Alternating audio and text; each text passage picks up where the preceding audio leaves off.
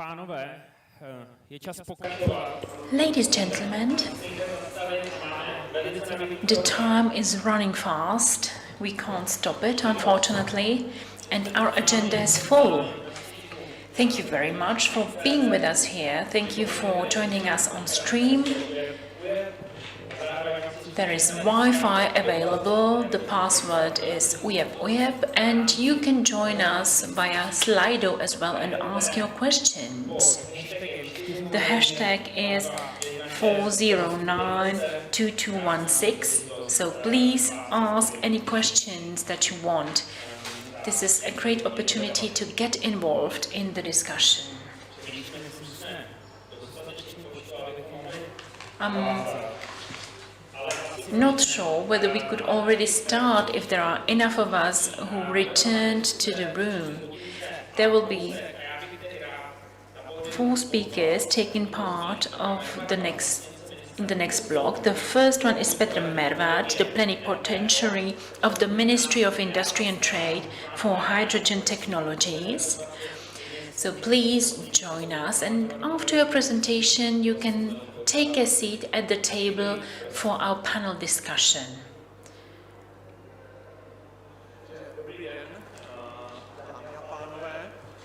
Good morning, ladies and gentlemen.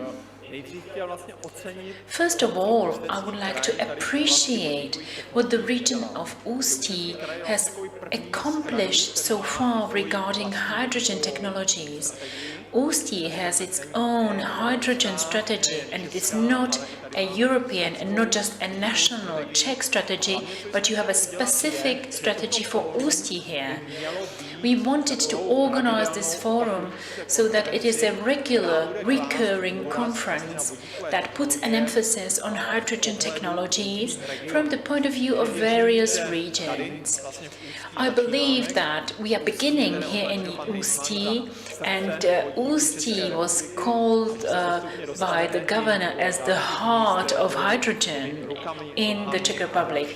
And of course we want to join the heart to other limbs and other body parts that are going to build the entire Czech Republic. About a year ago, I presented here in Ústí what our hydrogen strategy looks like. There are 4 pillars with 2 main goals, 2 main objectives, but today I would prefer to talk about something else. What have we achieved so far in the past year? What works well for us and what is not really that good yet? We have another objective in the hydrogen strategy. It is not just reducing the CO2 emissions, but also the support of industry growth. And at the same time, there is a new objective. This is the independence on Russian gas, because there are some places in the world where you can produce hydrogen, more places than where you can mine natural gas. But the disadvantage is that so far the production of hydrogen is more expensive than acquiring natural gas. In the past year, we have seen many successful projects, and I think that the year of 2022 is going to be the initial year for our hydrogen strategy in the Czech Republic. You can see that there is a production in Purkyně here in Ústí. They produced 2,200 of tons of liquid hydrogen per year here. And there should be another slide here. I just found it out before I came here to the stage, that there is an electrolyzer connected to solar panels in the Moravian region, so this is going to be shown on the next slide. And then we have a new hydrogen filling station in Ostrava. You already heard the news from the Moravian Silesian region. We also had a first hydrogen train and a first hydrogen truck. Unfortunately, they already left on Friday, the truck and the train, but we hope that we will be able to acquire permanent trains that would stay here.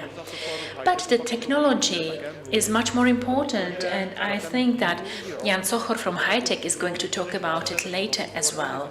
In the past year, there are more than 20 new organizations in Hightech that deal with hydrogen technologies. And this is as many companies as in the previous 15 years since the existence of Hightech that joined in the last year only. Now when you take a look at the hydrogen technologies and the list of companies, you see there are small, medium-sized enterprises, Czech companies, national companies, but also international ones. And you see this little yellow flag next to the name of the company. Well, we found out that there are some technologies that are unique in the world, that are found in the Czech Republic, that were established here. So together with the ministry, we invented this sign of new technologies that can be really presented within our economic diplomacy. For example, Tatra is preparing a hydrogen truck. Maybe at the first sight this didn't seem as a good idea, but this type of vehicles is necessary for mining, for materials, for battery industry. The entire production chain, the entire value chain should be low emission, and Tatra can help achieve this. I'm not going to go into details now. Maybe I will just mention when we talk about Ostrava, Cylinders Holding are producing a device that can hold 500 kilograms of liquid hydrogen. That's twice as much as any other technology can do. So in the hydrogen production, there are many unique and new technologies that we see here. Of course, number one priority is usage of hydrogen that's produced from renewable sources, and of course it can be up to 1,000 hours, but we need to have the utilization of 6,000 hours so that it is worth our while. We've seen that hydrogen can be the right connecting element between the nuclear energy and renewables, because hydrogen can help us deal with the surplus energy, and it doesn't matter whether the surplus is on the side of the nuclear energy or on the side of renewable energy sources. Hydrogen can be produced from natural gas as well, and if we want to replace natural gas with hydrogen, that's not a good idea to produce hydrogen from natural gas, of course. Usage of hydrogen. We present some integrated projects here. We want to have the production on one side and the consumption on the other side, because this is something that's going to scale both the production and the consumption. This should be the most efficient way to introduce new technologies. And the first initial point, both in Ústí as in Ostrava,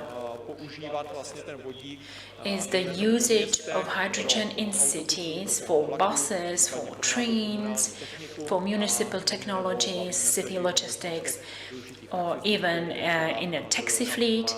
For example, Toyota has a pilot project in Paris using taxis. On the other hand, large cities are capable of covering the production itself, both with solar panels and also in the waste treatment and using biogas. The simplest way is burning biogas, so the combustion of biogas that's going to result in hydrogen. What is not really working well is the transport of hydrogen. The Czech Republic needs to import a large amount of hydrogen. We had a Central European Hydrogen Corridor, that was the cooperation of Ukraine, Czech Republic, Germany and however, this project, and Hungary. However, with the war in Ukraine, this project had to be interrupted. The same goes for the import of gas from northern Africa.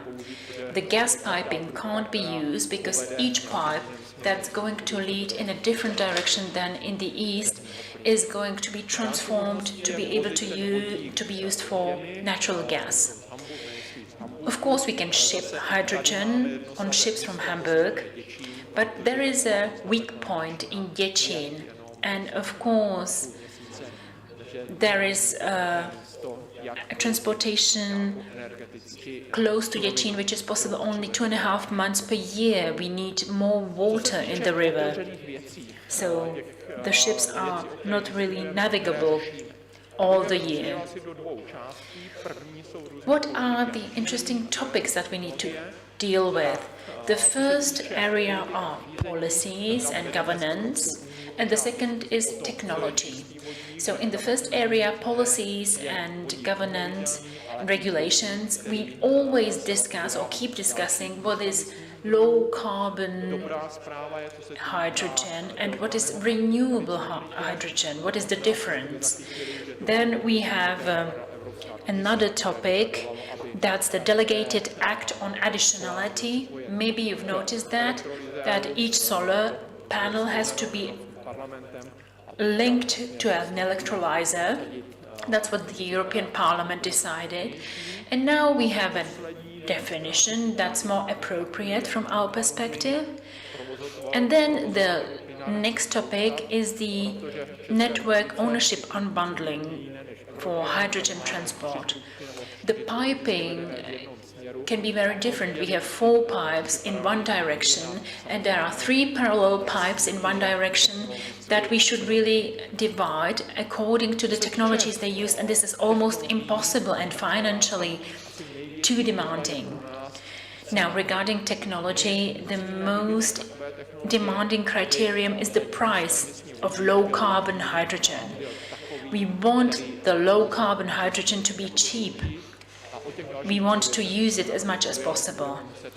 I also mentioned the other challenges that are presented by the transport of hydrogen, and it's difficult to import hydrogen from abroad. We need to find a solution to those problems, and I believe this conference can help us solve this.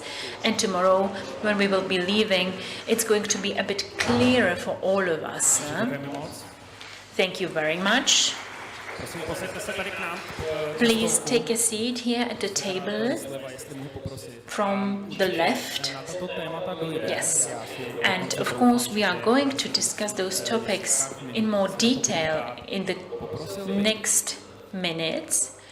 But now I already would like to ask Klára Smetanová, the project manager who specializes in Modernization Fund in the State Fund of Environment, to join us.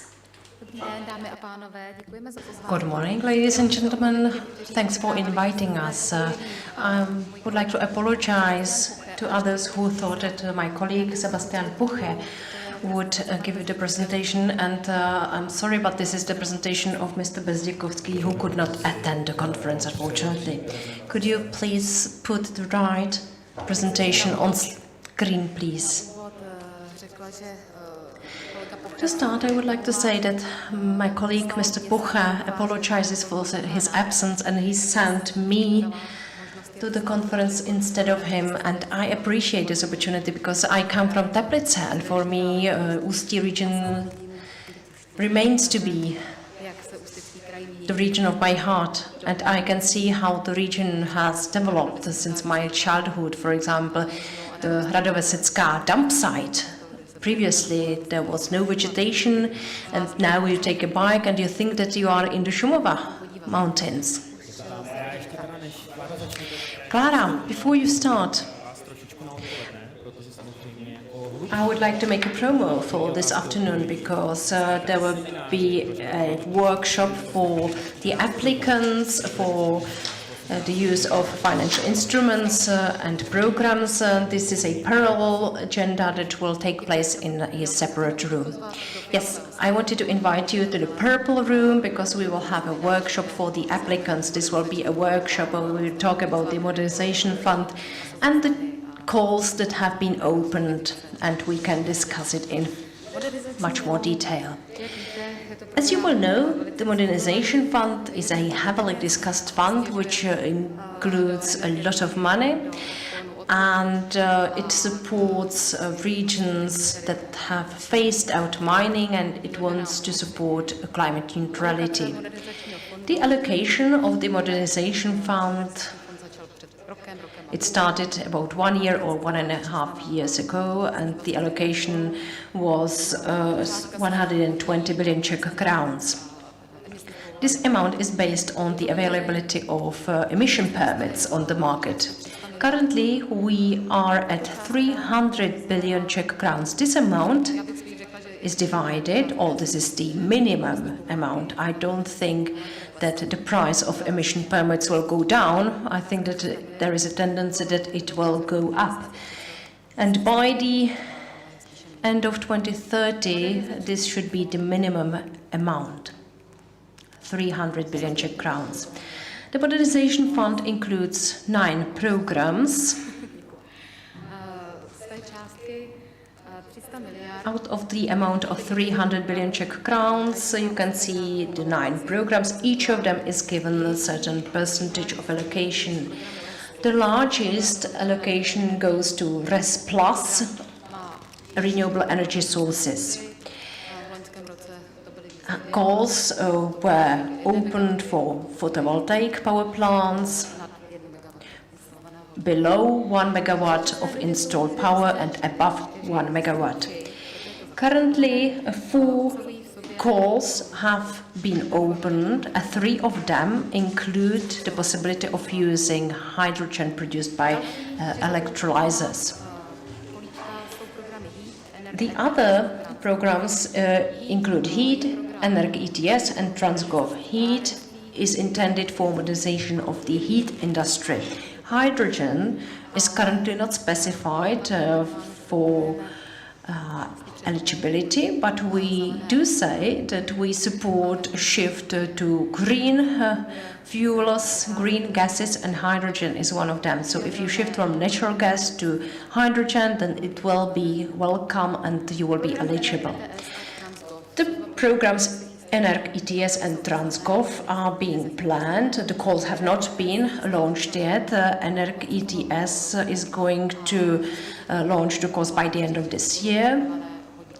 And it will support hydrogen technologies and applications. And as for TransGov, it's about modernization of public transportation. We would like to support rail vehicles and especially to support hydrogen-driven locomotives. Let me also mention that Light Pub will be also open this year, and it will be about natural parks. I already said that Energ ETS is being prepared. In RES Plus, we have 3 calls. One of them focuses on municipal energy sector, and this is a call for municipalities above 3,000 inhabitants, and there will be also a support to electrolyzers.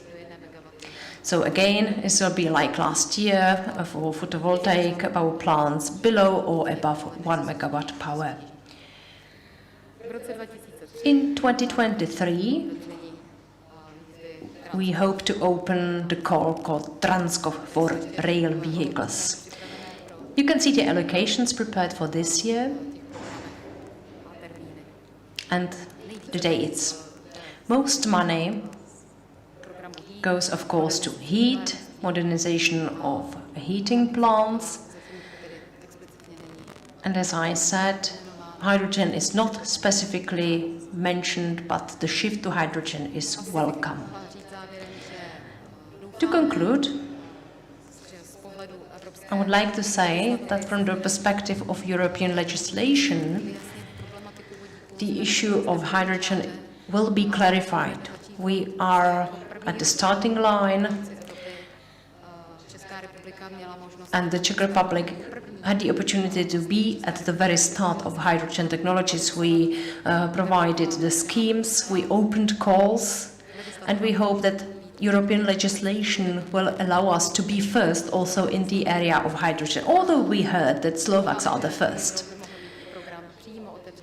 We hope to open a specific program for hydrogen in future. Thank you very much for your attention. Thank you, Clara.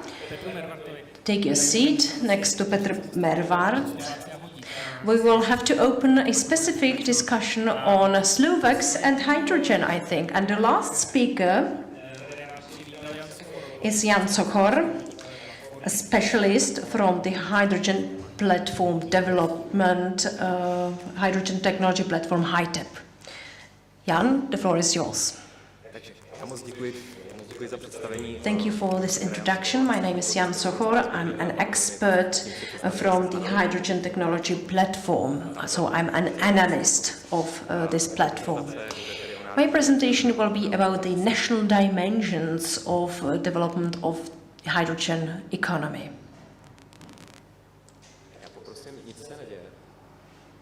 Nothing seems to work. Behind you we can see the presentation. I keep clicking and it's not doing anything. Okay, it does work. I would like to introduce our platform, then I would like to speak about the strategy and legislation in the hydrogen economy. Then I would like to speak about key questions that need to be resolved, and then I would like to speak about the hydrogen strategy that should be implemented. I would only like to outline this hydrogen strategy because Petr Mervart already mentioned some items of the strategy. Who are we? We are a hydrogen technology platform. We have more than 70 members, almost 75 of them. So we almost doubled the number of our members. It shows that the interest in hydrogen technologies significantly rises. We have various members from the area of research, but also from business. We make various analyses for our members, and we cooperate with public administration when we try to define the right amount of money for this area. We were one of the first institutions that were addressed and that helped conduct the analysis for the photovoltaic power plants, and we also added electrolyzers. Legislation. I'm sure that most of you know quite a lot about this legislation, but as we know, hydrogen is a raw material.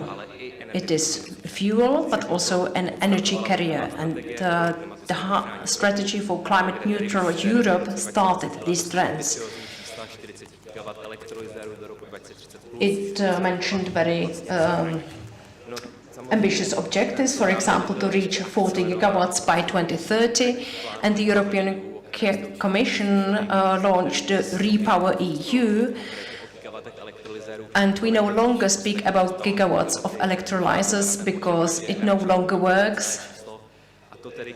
So this program speaks about the production of 10 million tons of clean hydrogen by 2030 and to import another amount of this. Let me say a few words about the legislative packages Fit for 55. Of course, this includes the ban on ICE cars, but there are more issues that need to be tackled. For example, RES directive, which talks about the share of renewable hydrogen, or AFER, which is the regulation for the support of the alternative fuel infrastructure. There is also a gas package, and all of these packages are impulses for the development of production of renewable and low-carbon hydrogen. It should help deploy hydrogen in industry, but we think that both these directions should go hand in hand. I don't want to give you just figures. I want to show that the market is preparing for a massive deployment of hydrogen. You can see that this year we should experience the so-called hockey stick moment. These are data from Bloomberg NEF, and we should be above 400 megawatts, and we should be at some 2 gigawatts. So this will be a significant growth, as it was the case with other technologies. What are the key questions that need to be addressed? This is what you can see on the slide. Our platform thinks that it is absolutely key to define what renewable and low-carbon hydrogen is, because this will help plan hydrogen projects in the Czech Republic and in Europe. I'm saying this because Inflation Reaction Act was passed in the USA this summer.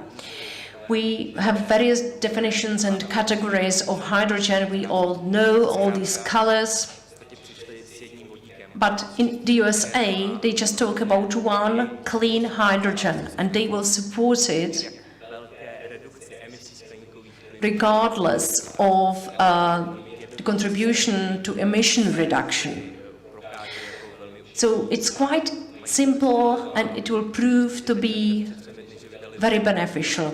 And they also passed a public consultation to the so-called clean hydrogen. But here in Europe, we keep discussing whether we have got renewable, low-carbon hydrogen, how we can consume it, and whether we can only use hydrogen when there is enough wind, and so on. So in the meantime, in the USA, they already act. We also think it's important to approve binding objectives for renewable or low-carbon hydrogen. There is the Parliament, Commission, and the Council, and the Council keeps decreasing the objectives, but the Commission said in 2021 that in transport it should be 2.6%, and that it should be 6% by 2030. Today, we produce more than 100,000 tons of grey hydrogen. So the objectives are quite ambitious, but it's good to be ambitious and then not achieve the target, because that's better than making the binding objectives on indicative only. We also know that the Czech Republic, from the geographic point of view, is not very suitable for production of renewable hydrogen. And this is the prerequisite for development of this sector in the member states of the European Union. Thanks, Mr. Vervat, for mentioning this, because the situation is quite complicated. If you want to discuss what the stage of negotiations is, because the Parliament rejected the plans of the Commission, then we can talk about this, for example, during the break. The European legislation tries to make the legislation softer than harder. But we started with very strict objectives at the very start. My colleagues from the University of Chemistry and Technology provided this picture and this analysis. If we use a 500 kilowatt alkaline electrolyzer and we connect it directly to 1.5 megawatt peak photovoltaic power plant in the Czech Republic, then it would produce 18 tons of renewable hydrogen per year, and you can see the shares, to what extent, or the utilization shares of this electrolyzer. This is due to technology limitations of the electrolyzers. It is more suitable for intermittent operation. Other key questions and answers. We think that we should accelerate construction of renewable energy sources, including wind power plants. We do not have ideal conditions, but we think that it's good to combine photovoltaic and wind power plants to increase the coefficient for utilization of electrolyzers. Otherwise, it will not make economic sense. Hydrogen also needs to be anchored in the Energy Act as the energy vector or carrier, because today we only know it as one type of fuels.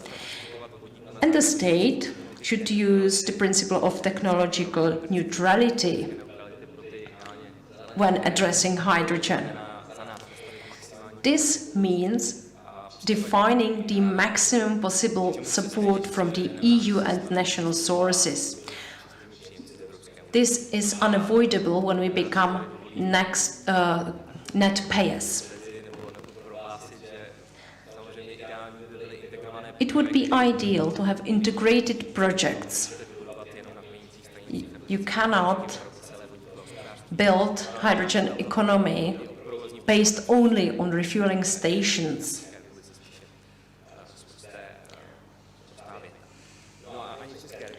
In the Czech Republic, we are not lagging behind. We have the hydrogen strategy, and we helped to draft this strategy using our expertise.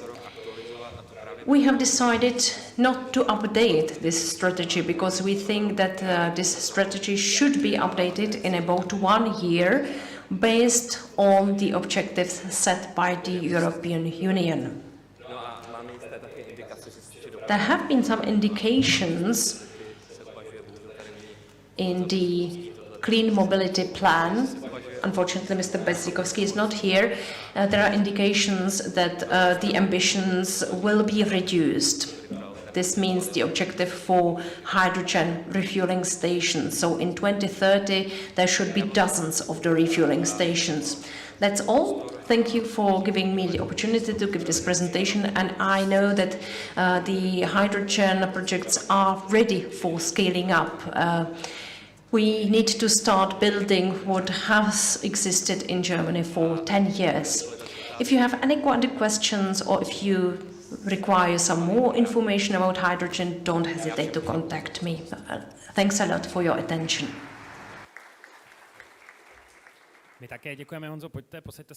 Thank you very much as well. Please take a seat. This is the smallest discussion that we have here, so I will join you at the table. So before enjoying the next 45 minutes, we have an evaluation of our second opinion poll with the question, what can you imagine when you hear the region of Ústí and hydrogen? So the majority of answers said it's an opportunity. That's excellent. Well, my question is not going to be optimistic, although I hear that all of you are optimists here. But I would like to see where we are at right now. You are the experts. You are part of institutions that are responsible for hydrogen development in the Czech Republic. So now, my question is addressed to you.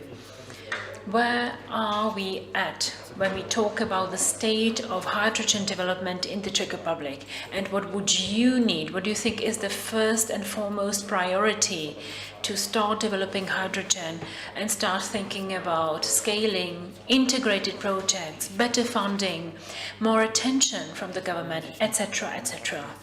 I would like to ask Petr Mervát first. So you are the closest to the source of hydrogen. You know the practice. What is the situation like for you? If I should express it with one word only, it's the beginning. We are at the beginning only.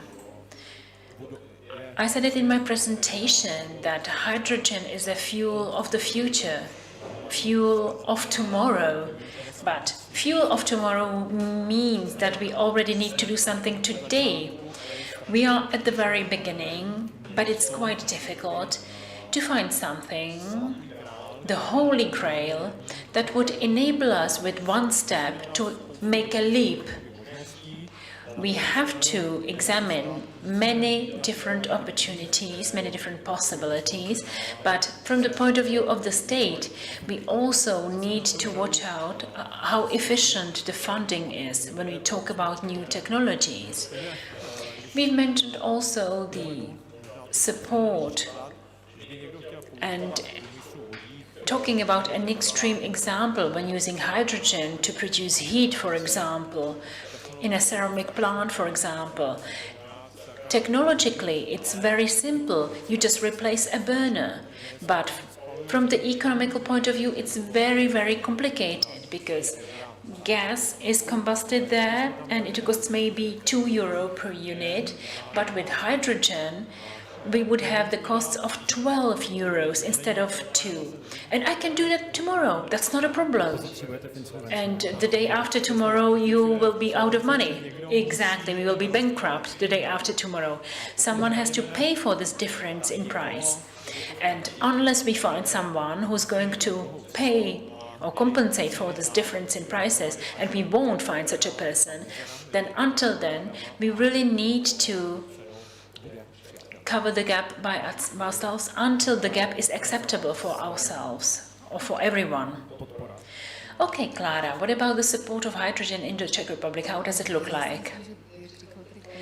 Well, the colleague has mentioned that we are at the very beginning, but there is still tomorrow and the day after tomorrow. The support should be already defined now. We have the expert public, we have a platform, hydrogen platform, that prepares various analyses and forecasts, but of course it's still about the price. That's the main criterion. When we talked about heat plants and we would be able to shift to hydrogen, we would just replace the burners, or maybe the burners could even stay the same, we don't have to replace them even. But the price will be very different compared to natural gas. So we really need to introduce such a support that it makes sense for us in the future economically. But I need more opinions from stakeholders. We already heard the experts, but we don't have the opinions of specific applicants. We are interested in their opinions and their forecasts for the future and the time frame, of course. Thank you. So, an additional question now.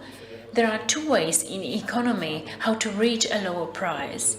So either you fund your product or you will achieve balance with your competitors and you will reach the same prices, the same level of prices. So maybe we could do both at the same time. Jan, you mentioned several topics that we need to deal with before we move on in the legislation. So are we ready regarding the legislation? Well, I can see a certain progress. Everyone makes an effort so that hydrogen is a part of our laws. And recently I heard that hydrogen is still in our law regarding fuel, but there are some directives and regulations where hydrogen still has to be included.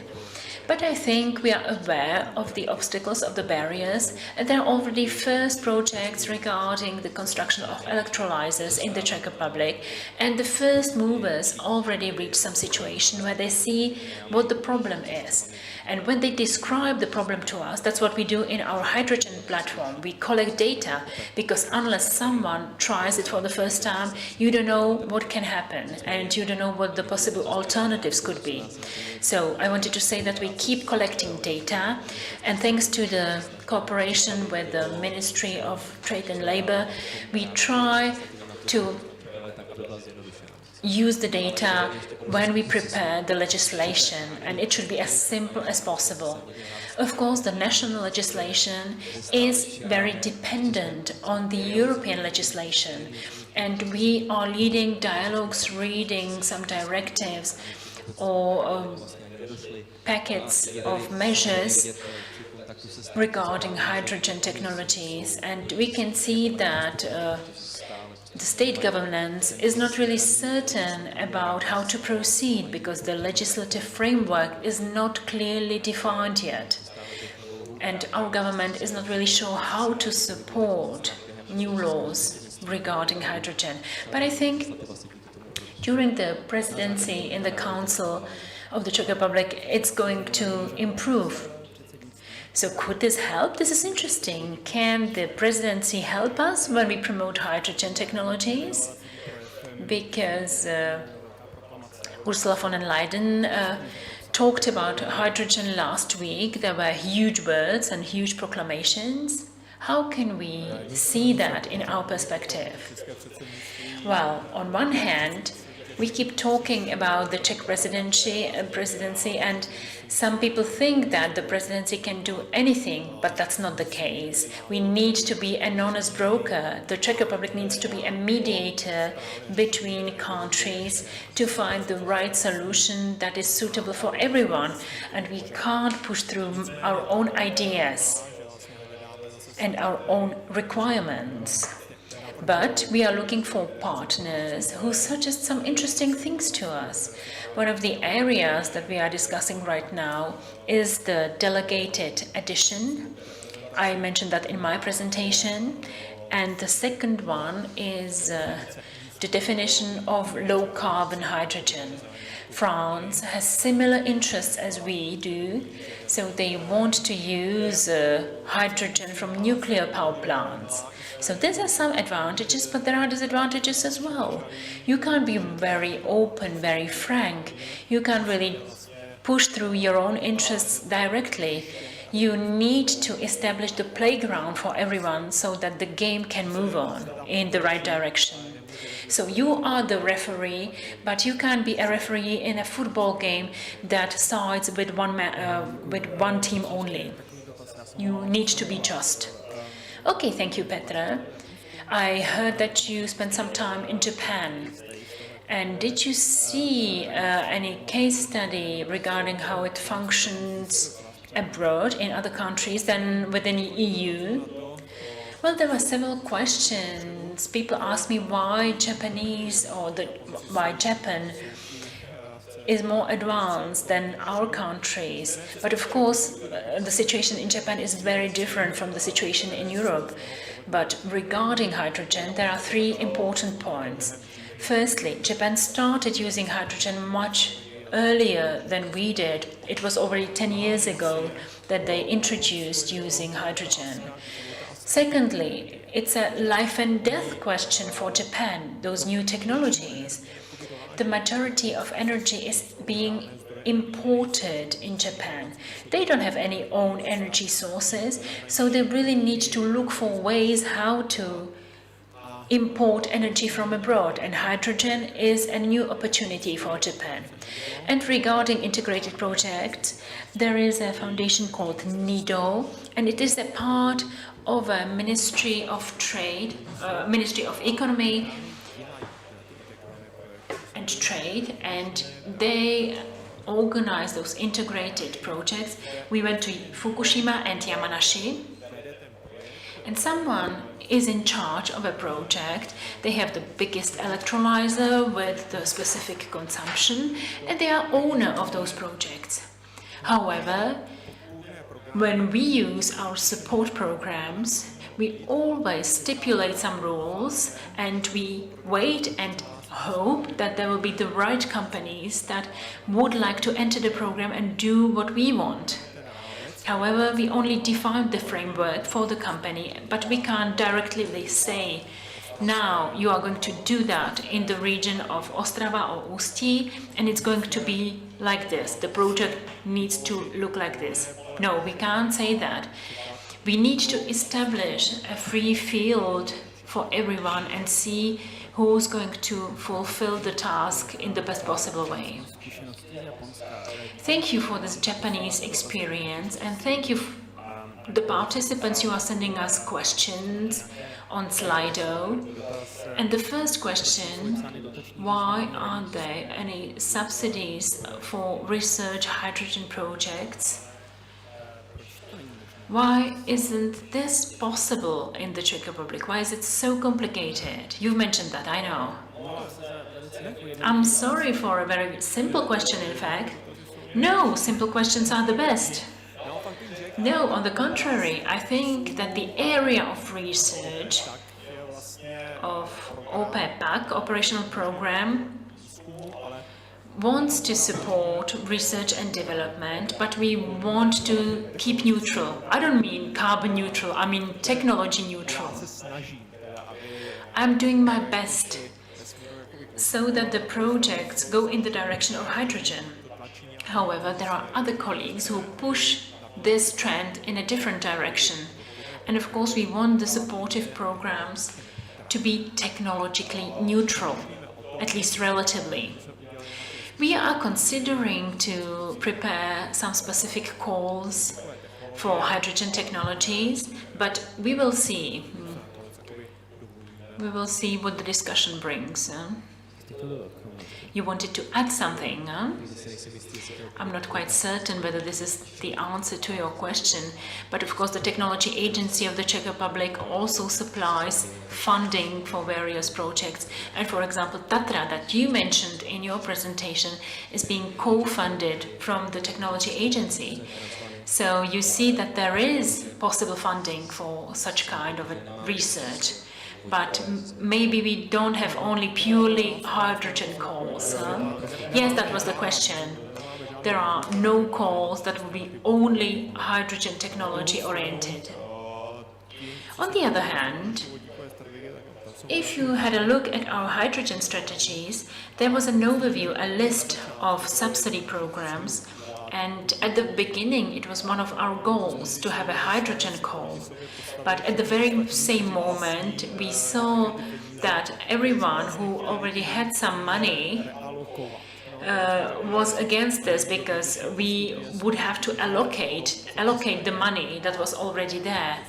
So we decided to use what was already existing and really try to introduce hydrogen or low emission technologies step by step. Do you consider hydrogen combustion to produce energy? Or maybe you even mentioned the question of clean hydrogen or dirty hydrogen. How do we work with such concepts? Because European Union does not think that we are going to produce green hydrogen, and abroad the situation is different. Is this still a topic for discussion, or have we already decided? Nowadays, there are some definitions in European Union, but they are still not valid. The definitions are there. This is renewable hydrogen and low carbon hydrogen.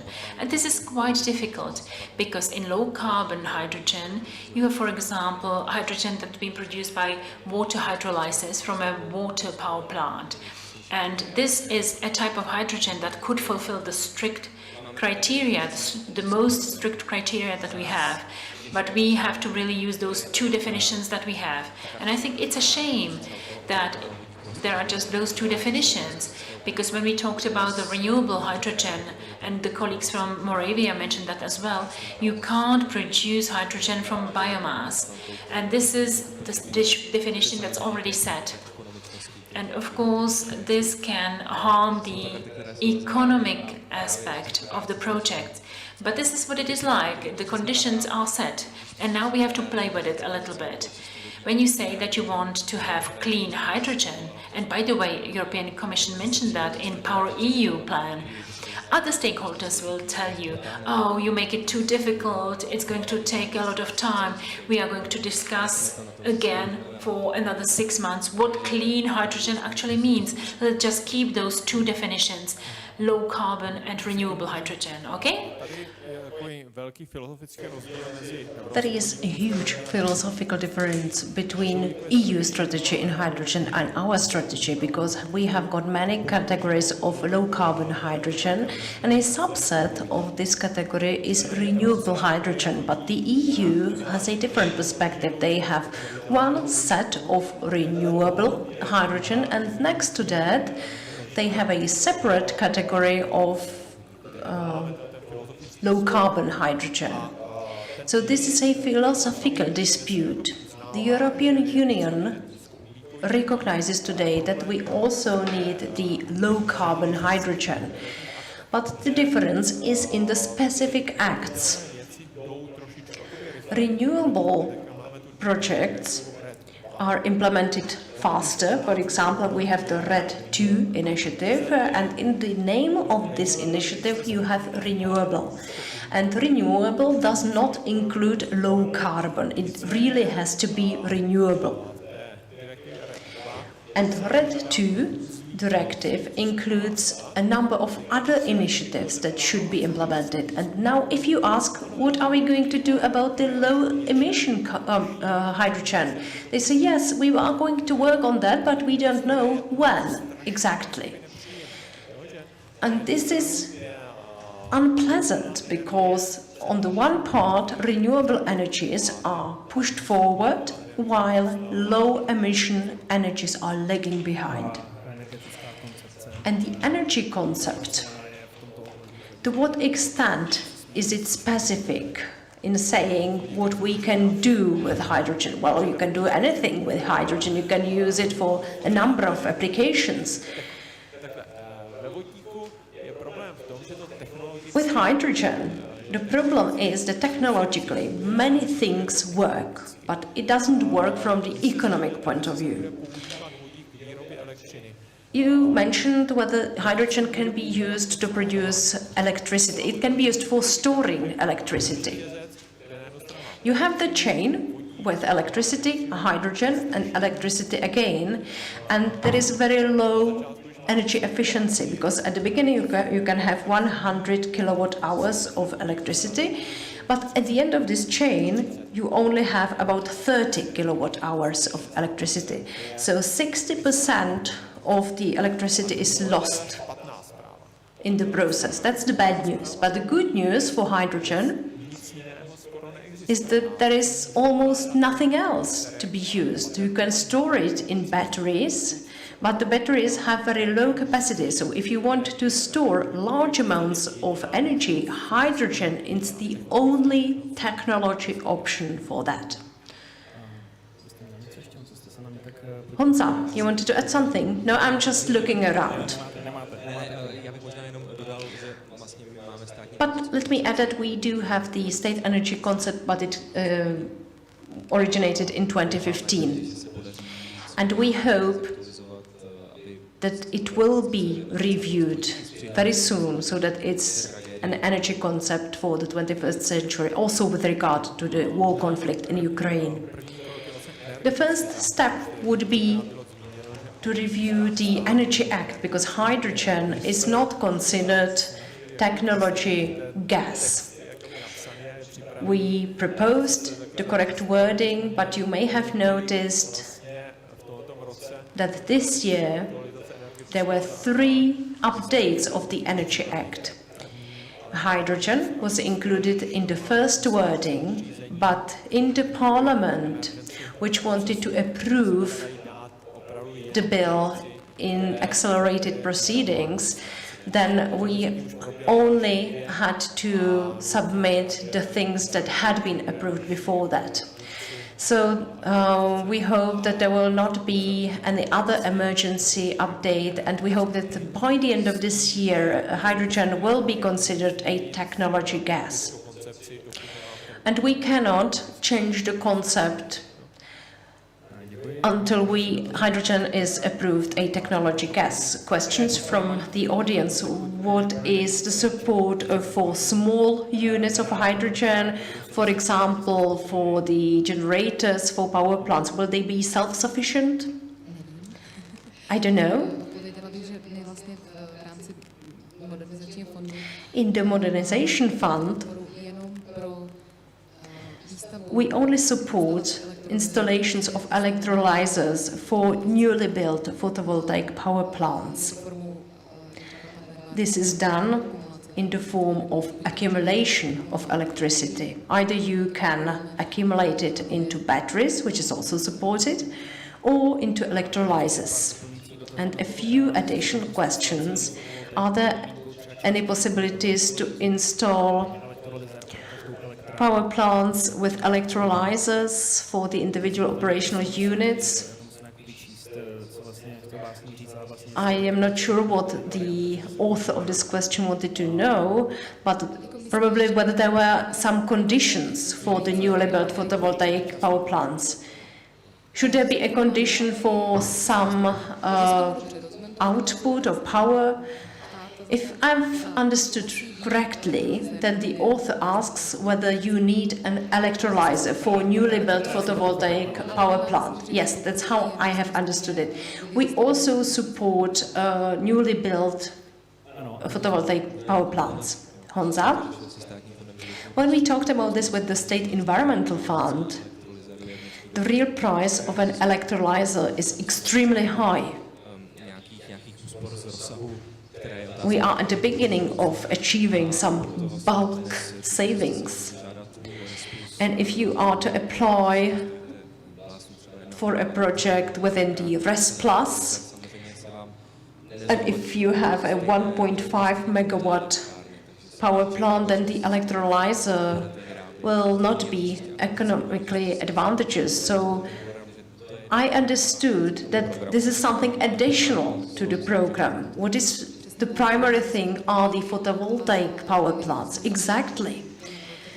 We also have a range for the electrolyzer. It can be 10 to 60% of the installed power. And it may not exceed 200% of the costs for the building of the photovoltaic power plant. Okay, thank you. And a follow-up question to Mr. Mervart. Why have we drafted hydrogen strategy if you cannot support it by money? Well, that's a good question. Let me give you one example from Slovakia. The Slovak Prime Minister wanted each task of the hydrogen strategy to be connected to a certain amount of money. But they have not managed to do that over the past 1.5 years. We are trying to allocate the money to the strategy projects. But the programs are supported. We had two possibilities. Either to do it correctly, to have an amount of money for each chapter, but then I think we would have no hydrogen strategy for the Czech Republic or for the Ústí region. There are various philosophical perspectives to this area. I think that we have adopted the right approach, and of course we are trying to allocate the money. And it's much easier to allocate the money once we know what the areas of application are and once we have seen some results. From my point of view, there are a number of technology companies that start to be active in this area. Okay, thank you.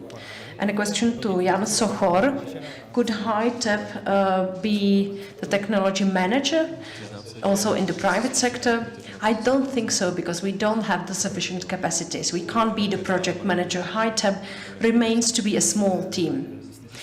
And do you think that someone could play this important role? Who do you think this should be from the private sector? Who could be the project manager? Some public institution? When we get this type of question, we give them a contact to our member companies. $1 million question, the prices of hydrogen production and the technologies that we still don't have. You have mentioned this partially in your presentations. What do we need to do to have clean hydrogen? I can imagine that this is all about investments in the hydrogen technologies. But in reality, what can we do about this? Is this just theory and we have to wait? Or is there a real way of achieving this goal? What I said at the beginning was that we have to explore all the alternatives. I don't know which is the right journey. And my colleagues are in a similar situation, I think. There are a lot of people who say that they need technology support. And I answer, but when you need support, then it means that you don't have the technologies. Because if you have the technologies, you don't need the operational support. For example, we may think that the steam engine was developed very quickly. We remember Stephenson and the first locomotive, and there was the boom of railways in the UK. But the steam engine has been developing over 100 years. You may remember some funny anecdotes from the lessons of physics. The first machine was developed in 1712. It was used for pumping water from mines and had such a consumption of water that it could only be used in the mines. And then came Mr. Watt, who improved the energy efficiency, and then it took another 50 years to produce the steam locomotive. So we are in the middle of the process of development between Newcomb and Watt. Newcomb's machine worked well, but it was very expensive. So this is the same situation that we are in now. Honza? If we are to discuss renewable hydrogen, more than 60% of the price are the inputs. That means the electricity and its price. And the rest is the price of the machine, of the electrolyzer, and so on. So if you build an electrolyzer and you use electricity produced or provided from the transmission grid under the current prices, then 1 kilogram of hydrogen would cost dozens of euros. So we have to keep looking for the least expensive inputs in the Czech Republic. In the Czech Republic, we should also consider supporting wind power plants, which is something that is not supported. It takes dozens of years to build a windmill. And as Petr said, the technologies are getting cheaper. For example, fuel cells for personal vehicles are getting cheaper, so there is this huge potential to decrease the prices with mass production. Over time, the technology will become to be economically advantageous. I read a study that focused on TCO in trucks, and it discussed what should happen to hydrogen to achieve the price parity. And the price was about 5 euros per 1 kilo. So before the energy crisis, we were at 8 euros, so there is a potential to decrease the price of hydrogen. But you can imagine this huge challenge. Petr, you wanted to add something? Just one comment. What may be confusing with hydrogen is that when you look at the value chain, the renewable sources, solar panels, then the electrolyzer and distribution of hydrogen. It looks like a black box where at the beginning you have wind power plant or solar panels, renewable sources, which are for free. And at the end, what comes from this black box is hydrogen. And the idea might be that if the input is for free, that the output should be also for free. But that's not the case, because the price of hydrogen is based on depreciation and the use of these technologies. And this is what is expensive about the production of hydrogen. But on the other hand, if you look at diesel and petroleum, the value chain is even worse. To put it simple, you can produce hydrogen in your garden. You can have a small electrolyzer and it can produce hydrogen, but you can't do this with diesel. You can dig a bore in your garden and you will probably not find any oil. So that's a much more complicated process. And this chain evolved over 100 years and it has become very efficient. And now we are starting with hydrogen. We are at the beginning and we try to compete with this technology chain that has been evolving for 100 years. And I'm sure that we are going to compete, that we will win, but it cannot be achieved immediately. A question to Clara. Why don't we support storing hydrogen when we know that it can be accumulated in large quantities?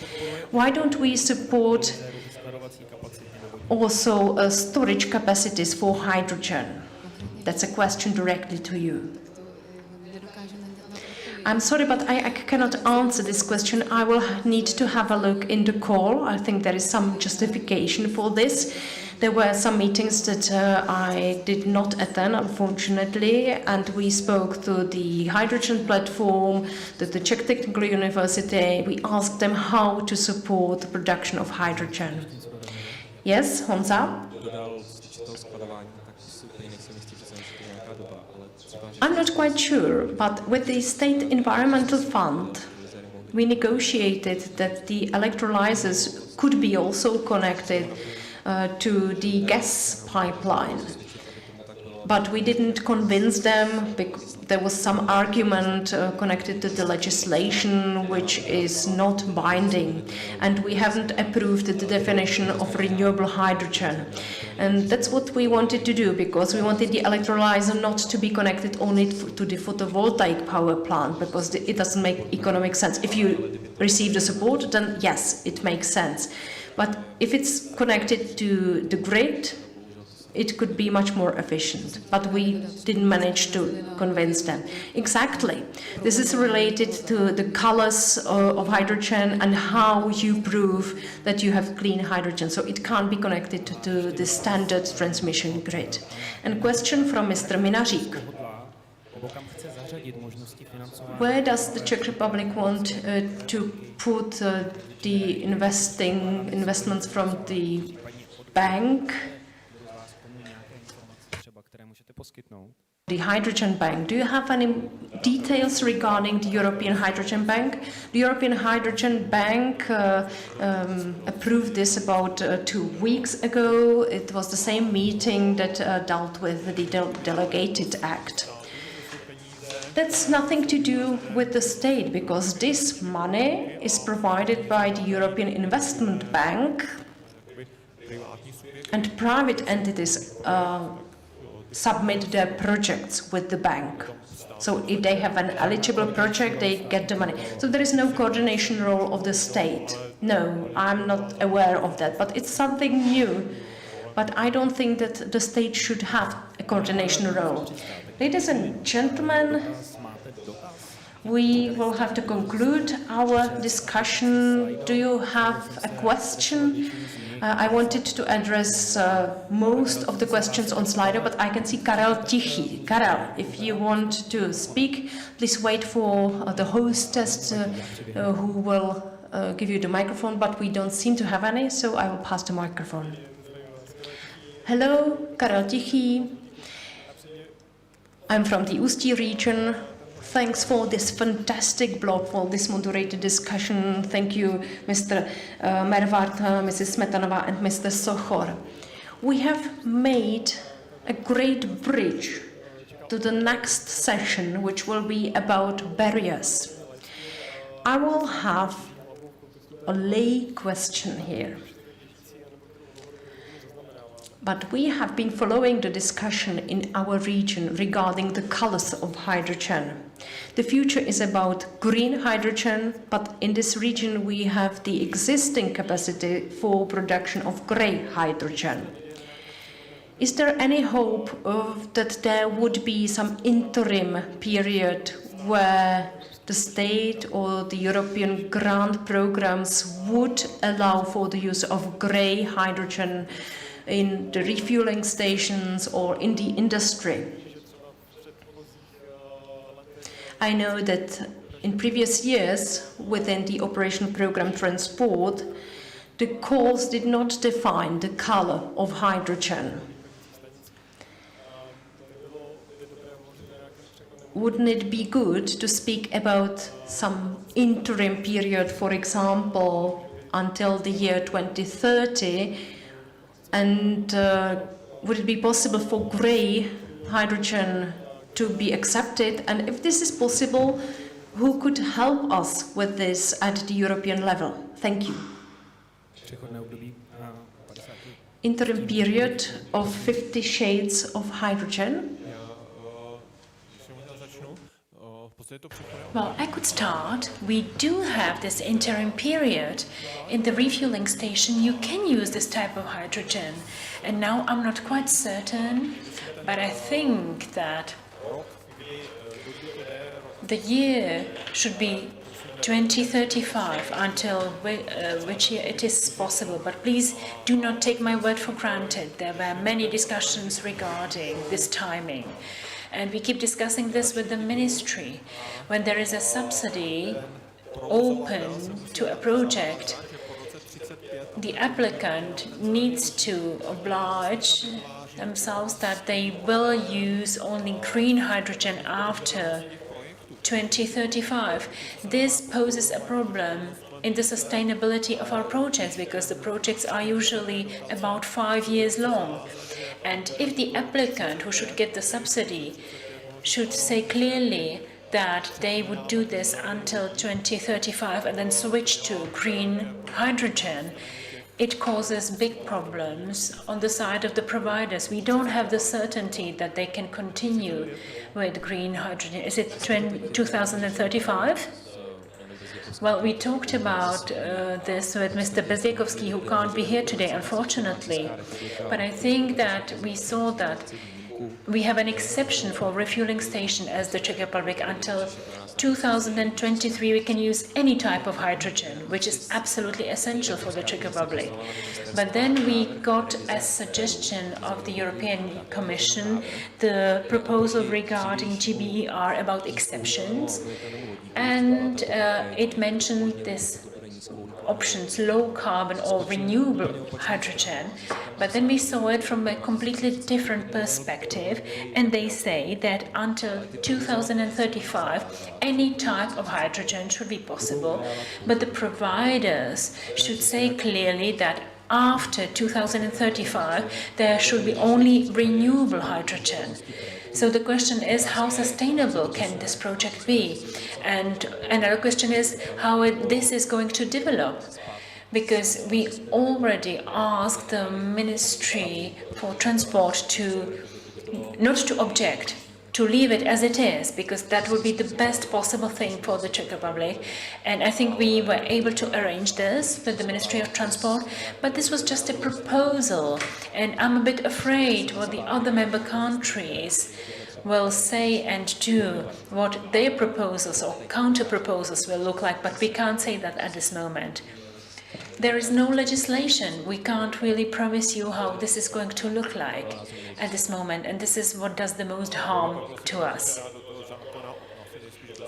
Well, we will have to have this Fuel Act that after 2035 only green hydrogen can be used.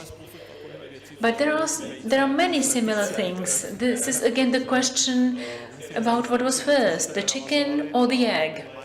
So there must be a follow-up to all things, but we don't know where the beginning is. And there are many vicious circles like this, and we need to deal with one circle at a time. And of course, I understand that from your point of view, it's too late and we are lagging behind, but I could tell you a long list of other things and other problems that we need to solve, what we do. But not everything is quite simple, to be honest. Thank you for your answer. Thank you for your questions. The time's up. And after a short wrap-up, Well, I would still like to thank you for being here, for spending your time with us. And I think this is a basis for our afternoon discussion. So thank you very much for your time and for your insights.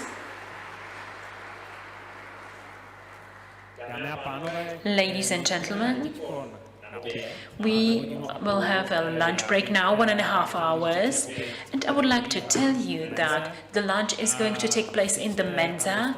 Please go there, you will get a voucher and you can choose from several meals.